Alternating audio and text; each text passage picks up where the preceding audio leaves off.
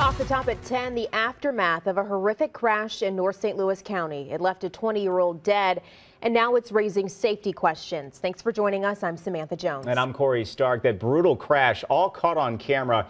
And just a warning, the images are graphic. It all happened right in front of a business on Lewis and Clark Road near St. Cyr Road in Jennings on Saturday night. News 4's Alexis Zoto spoke to the business owner.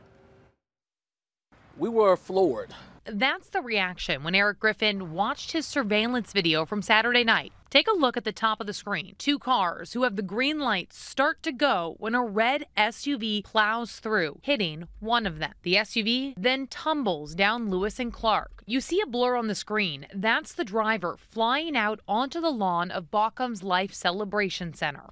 We really floored at really what happened. I mean, not that we don't see the speeds get very, very high on this street, but we were floored to see how many times that vehicle turned. The 20-year-old driver was thrown from the car and died, but the passenger climbed out of the car and walked away from the crash. You can also see a dog climb out the front window and run from the scene. The other car hit had 6 people inside. Several were injured. St. Louis County says the crash, which occurred Saturday evening, remains an active investigation. I've seen people as high as 100 miles per hour going up and down the street. It's very, very dangerous because there's no sidewalks, as you can probably see. I don't see a lot of police patrolling up and down here. Even when we have funeral processions, it's hard to get cars to stop to let our funeral processions out of the property.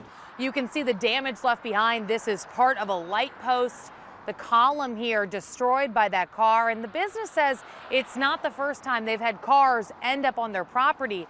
Now they're asking for changes made on this roadway for safety. We talked to the city of Jennings about adding some additional patrols out here, doing something like some type of crosswalk, light, since we are a funeral service. News 4 reached out to the mayor of Jennings and City Hall. We're waiting to hear back. Meanwhile, Eric Griffin says drivers need to slow down and buckle up. You know, it just makes you think. I encourage everyone to continue to wear seatbelts.